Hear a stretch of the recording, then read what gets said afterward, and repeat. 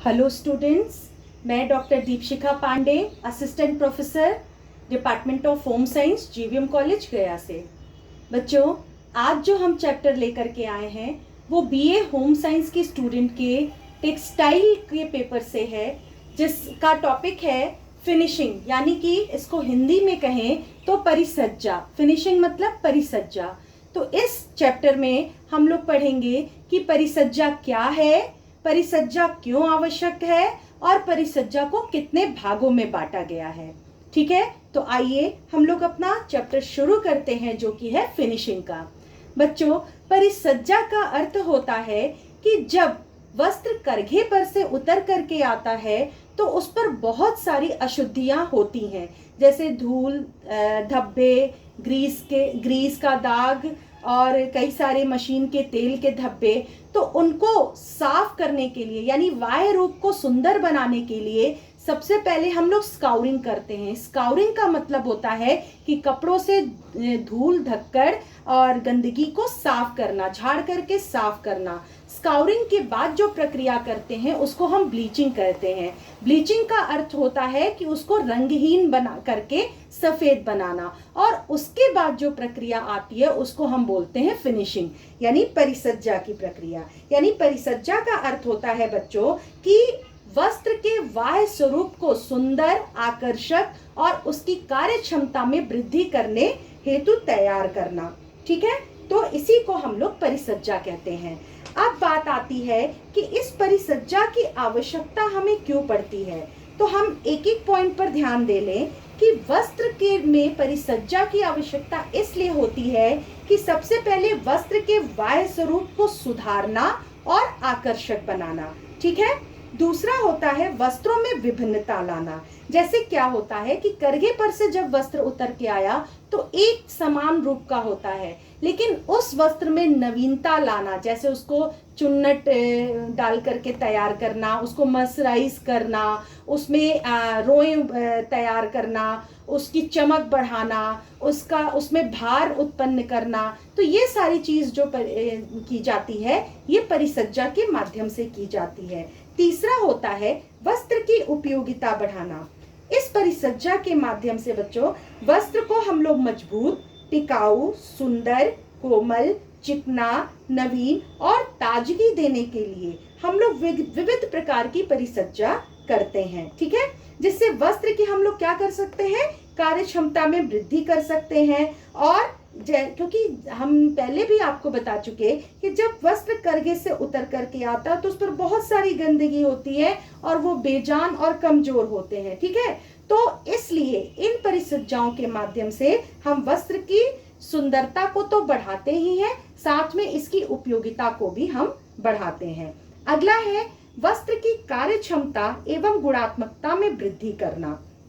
वस्त्र को हम किसी भी प्रयोजन के अनुसार इस प्रकार से परिसज्जित करते हैं कि उसकी कार्य क्षमता और गुणवत्ता दोनों में हम जो है वृद्धि कर सकें। ठीक है, जैसे एक फायरमैन है जो दमकल का होता है, आग बुझाने का काम करता है, उसको आग में जाने के लिए ऐसे वस्त्र की आवश्यकता है कि जो अग्नि अवरोधक हो। तो उसके लिए इस परिसज्जा के द्वारा हम अग्नि अवरोधक वस्त्र का निर्माण करते हैं। ठीक है, इसी तरह से कई प्रकार के ऐसे वस्त्र होते हैं जिन पर हम प्रयोग करके या रसायन के द्वारा या मशीनों के द्वारा हम उसको उस आयोजन के अनुसार तैयार करते हैं। अगला है वस्त्र का रख रखाव सरल करना।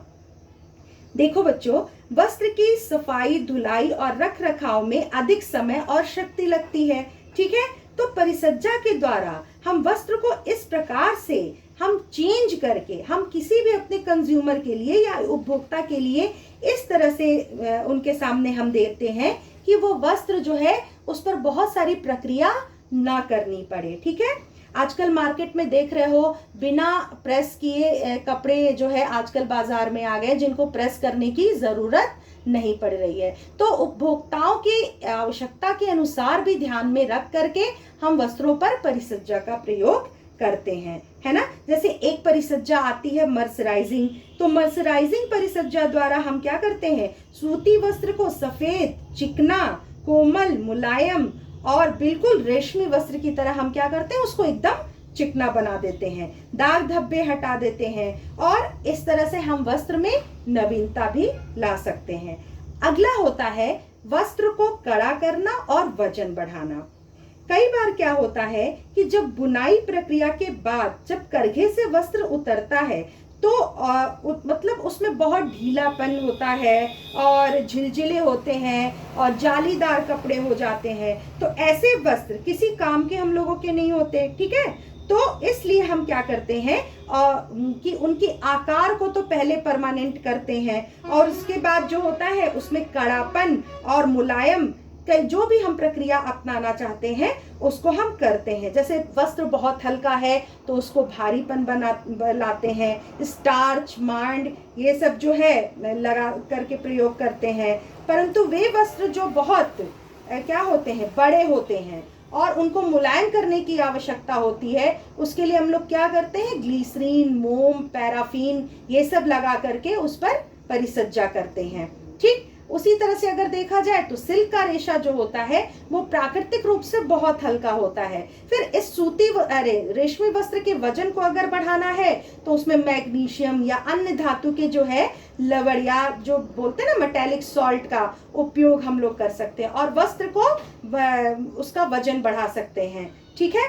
तो इस तरह से परिसज्जा का उद्देश्य होता है। अगला होता है घटिया वस्त्र को भी आकर्षक बनाना। कई बार क्या होता है कपड़े बहुत ही खराब किस्म के होते हैं परंतु परिसज्जा करके हम उन वस्त्रों की खूबसूरती को बढ़ा सकते हैं, ठीक है। अब हम लोग देखते हैं इस क्लासिफिकेशन को। तो इस क्लासिफिकेशन को मैंने एक चार्ट के माध्यम से आपके सामने प्रस्तुत किया है। इस वीडियो में मैं केवल आपको इनके क्लासिफिकेशन के बारे में बताऊंगी। नेक्स्ट वीडियो में सारे क्लासिफिकेशन का मैं आपको डिटेल बताऊंगी। तो सबसे पहले हम लोग शुरू करते हैं कि फिनिशिंग को यानी परिसज्जा को दो पार्ट में डिवाइड किया गया है, क्लासिफाइड किया गया है। पहला होता है मैकेनिकल, दूसरा होता है केमिकल।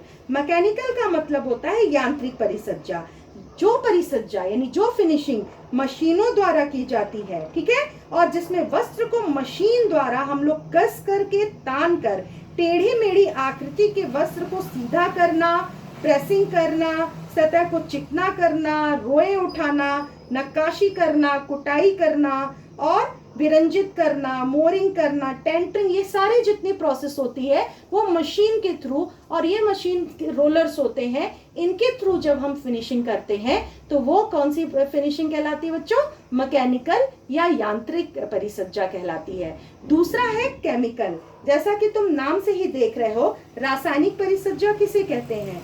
देखो, रासायनिक परिसज्जा वो परिसज्जा होती है जिसमें हम लोग रसायन का प्रयोग किया जाता है, करते हैं, और इन रसायन के प्रयोग से जब हम परिसज्जा करते हैं तो वो हमारी केमिकल या रासायनिक परिसज्जा कहलाती है। अब हम लोग मैकेनिकल के एक एक जो है क्लियर करते चलेंगे। सबसे पहली परिसज्जा है बीटिंग। बीटिंग का मतलब होता है, हिंदी में समझ लो, बीटिंग का मतलब होता है कुटाई करना, ठीक है ना, यानी वस्त्र को की सतह को कोमल, चमकदार और सघन बनाना। दूसरा होता है आपका शिंजिंग। शिंजिंग का मतलब होता है कि जैसे सुपर ग्लास देना, ठीक है, और चमक देना, ठीक। शेयरिंग, शेयरिंग का मतलब होता है जैसे शेयरिंग कहते हैं कि उसमें चमक उत्पन्न करना और साथ ही वस्त्र के टिकाऊपन को भी बढ़ाना, ठीक है ना, इसको हम लोग कहते हैं शेयरिंग। इस प्रक्रिया के द्वारा क्या करते हैं कि वस्त्र की सतही संरचना को चिकना बनाया जाता है और इस प्रक्रिया में वस्त्र की सतह पर चिपके जो रोए होते हैं और गांठें होती हैं उनको काट करके ब्रश से अलग कर दिया जाता है। अगला होता है शीजिंग। शीजिंग में क्या करते हैं बच्चों, इस परिसज्जा, इसको हिंदी में जान लो, कड़ा करना या भरना। इस परिसज्जा में वस्त्र की सतह और संरचना दोनों के दोषों को हम लोग क्या करते हैं, दूर करते हैं, ठीक है। इसमें वस्त्र में नवीनता, ताजगी और कड़ापन लाया जाता है। अगला होता है टेंटरिंग। टेंटरिंग का हिंदी अर्थ होता है कि सभी स्थानों से वस्त्र को समान करना, ठीक। अगला होता है नैपिंग। नैपिंग का मतलब होता है रोए उठाना। वस्त्र की सतह पर रोए उठा करके वस्त्र को सुंदर और आकर्षक बनाना। जैसे तुम लोग तौलिया देखते हो तो तौलिए में क्या होता है, रोए उठा करके उनको जो है नमी अवशोषक युक्त बनाया जाता है, इसको नैपिंग कहते हैं। अगला होता है कैलेंडरिंग। कैलेंडरिंग प्रक्रिया को हम लोग हिंदी में कहते हैं चिकनापन लाना या चमक लाना। इसमें क्या करते हैं कि ये प्रेसिंग का जो है एक बहुत ही विस्तृत रूप होता है, यानी आयरन करने का बहुत विस्तृत रूप होता है। इस प्रक्रिया में एक छोटी इस्त्री का प्रयोग किया जाता है, यानी प्रेस का, और गर्म प्रेस के दबाव से वस्त्र को कोमल, चिकना और चमकदार बनाया जाता है। नेक्स्ट हम लोग देख लें मोयरिंग। मोयरिंग का मतलब होता है कि वस्त्र के संपूर्ण सतह पर लहर के समान नमूने बनाना, एक लहर उत्पन्न करना, ठीक है ना। और इसके बाद इन पर अत्यंत बारीक एवं महीन रेखाएं तैयार की जाती हैं, जिससे कि प्रकाश की किरणें जब इन रेखाओं और सतहों की लहर पर पड़ती हैं तो ये परावर्तित होकर एक चमक उत्पन्न करती हैं, है ना। यानी कि एक तरह से कहें तो इस परिसज्जा का उद्देश्य क्या है कि लहर बना करके कपड़ों में चमक उत्पन्न करना। अगला होता है नक्काशी, इम्बॉशिंग, यानी इसको कहते हैं नक्काशी करना। वस्त्र की सतह पर, जैसे कपड़ा आप लोग सादा लेते हैं तो उस पर आप देखते हैं डिजाइन बना हुआ होता है, तो ये नक्काशी किसके द्वारा होती है, इस मैकेनिकल फिनिशिंग के द्वारा होती है, जिसको इम्बॉशिंग कहते हैं। इस इम्बॉशिंग में क्या होता है, सतह पर आकृति उभारी जाती है, ठीक है ना, यानी कि नक्काशी की जाती है। इस प्रक्रिया के लिए सबसे पहले वस्त्र की सतह पर हम लोग क्या करते हैं, संश्लेषित रेजिन, यानी कि रेजिन इस पर जमाया जाता है, और रोलर पर पहले से ही नमूने खुदे रहते हैं। तो इसको हम बाद में बताएंगे नेक्स्ट चैप्टर में, लेकिन आप ये जान लीजिए इम्बॉशिंग का मतलब होता है कपड़े पर नक्काशी करना। अगला होता है कि जैसे ये एम्बॉशिंग भी कई तरह की होती है, जैसे चपटे नमूने बनते हैं, उभरे नमूने बनते हैं, ये 2 तरह के नमूने इस तरह से तैयार किए जाते हैं। अगला होता है ग्लेजिंग। ग्लेजिंग का तात्पर्य होता है वस्त्र की सतह को अत्यधिक चमकदार बनाना, ठीक है ना। इस परिसज्जा में पहले वस्त्र को शाइजिंग किया जाता है, और शाइजिंग के लिए माड़, गोंद या रासायनिक पदार्थों का उपयोग किया जाता है।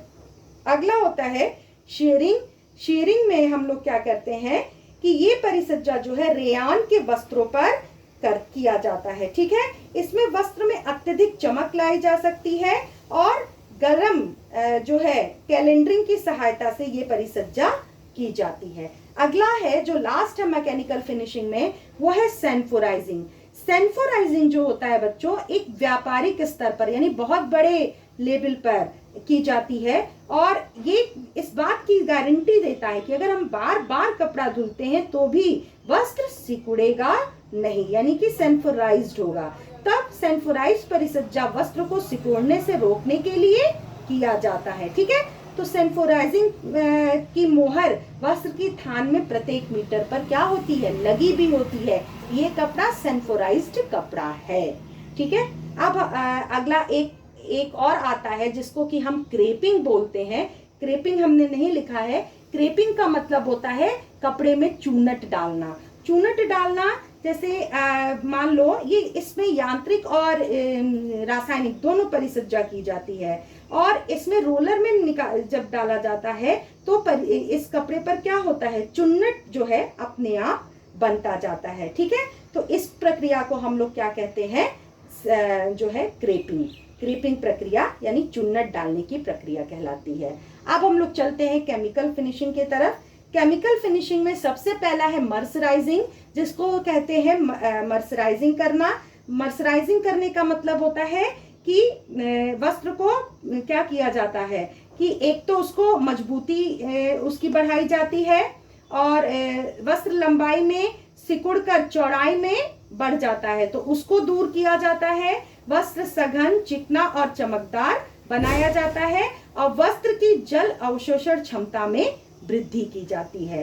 दूसरा होता है क्रीज रेजिस्टेंट फिनिशिंग, यानी सिलवट अवरोधी परिसज्जा। ये परिसज्जा का मतलब होता है कि ये जैसे सूती और लिनन वस्त्रों में किया जाता है, इस वस्त्रों में क्या होता है कि प्रत्यास्थता यानी इलास्टिसिटी की जो है वो कमी होती है। तो इस कारण से वस्त्र क्या होते हैं, शीघ्रता से उन क्रश हो जाते हैं, यानी एक बार पहनो तो उसमें क्रीच पड़ जाता है। तो इन सिलवटों को दूर करने के लिए हम लोग ये परिसज्जा करते हैं।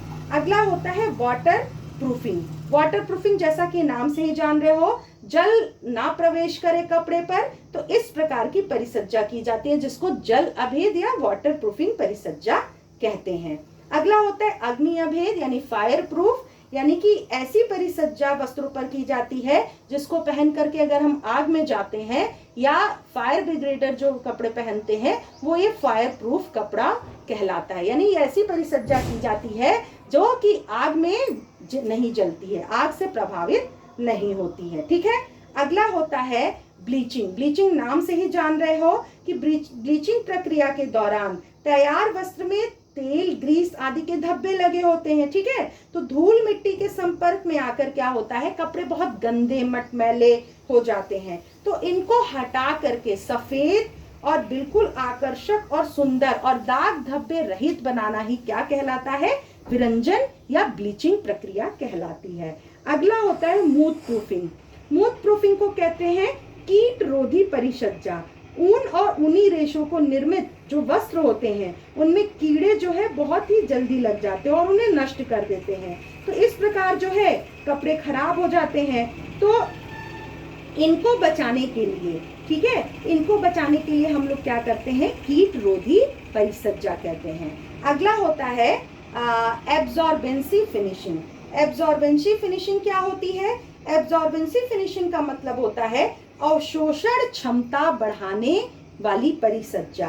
ठीक है। जैसे तौलिया, चादर, नैपकिन, वस्त्रों, बच्चों के कपड़े हैं, मेजपोश है, इनमें अवशोषण क्षमता का होना बहुत जरूरी है क्योंकि ये पानी में रहने वाले कपड़े हैं, इन पर पानी गिरता है या पानी में ज्यादा प्रयोग किए जाते हैं। तो ज्यादा से ज्यादा ये नमी को अवशोषित करें, पानी को अवशोषित करें, तो इसलिए कपड़ों पर एब्जॉर्बेंसी फिनिशिंग की जाती है। अगला आता है हमारा एंटीसेप्टिक परिसज्जा।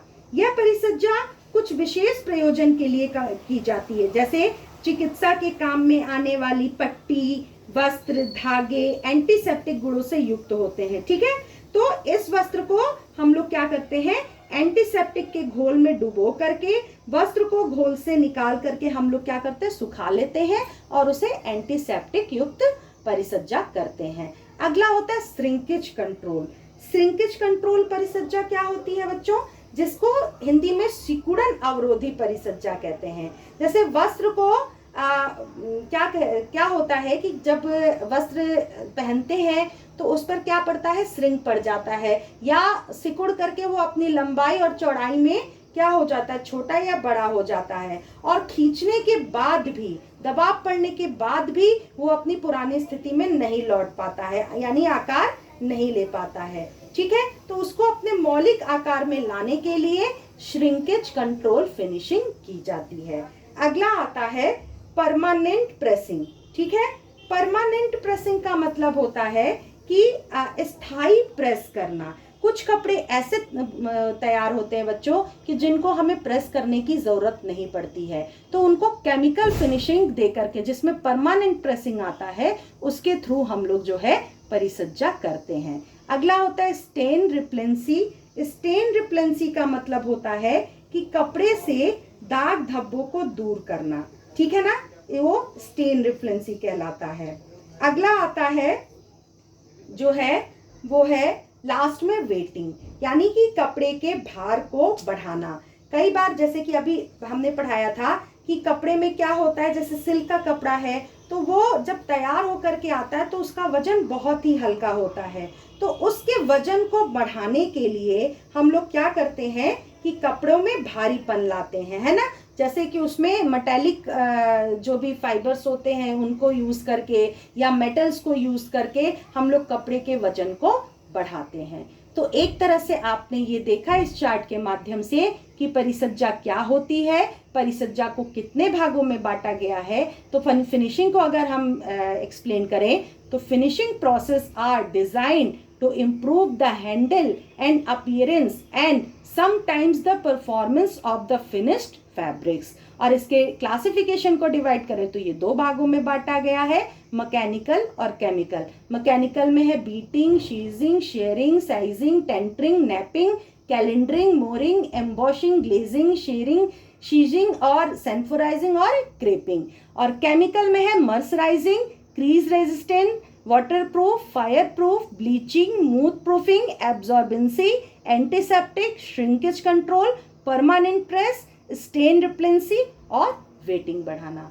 तो ये आज का हमारा चैप्टर था बच्चों, क्लासिफिकेशन ऑफ फिनिशेस। और फिनिशेस क्या है, फिनिशिंग की जो है क्लासिफिकेशन क्या है, और उनको केवल हमने चार्ट के माध्यम से एक्सप्लेन किया है। इसका डिटेल एक्सप्लेनेशन मैं आपको अगले वीडियो में बताऊंगी। Thank you.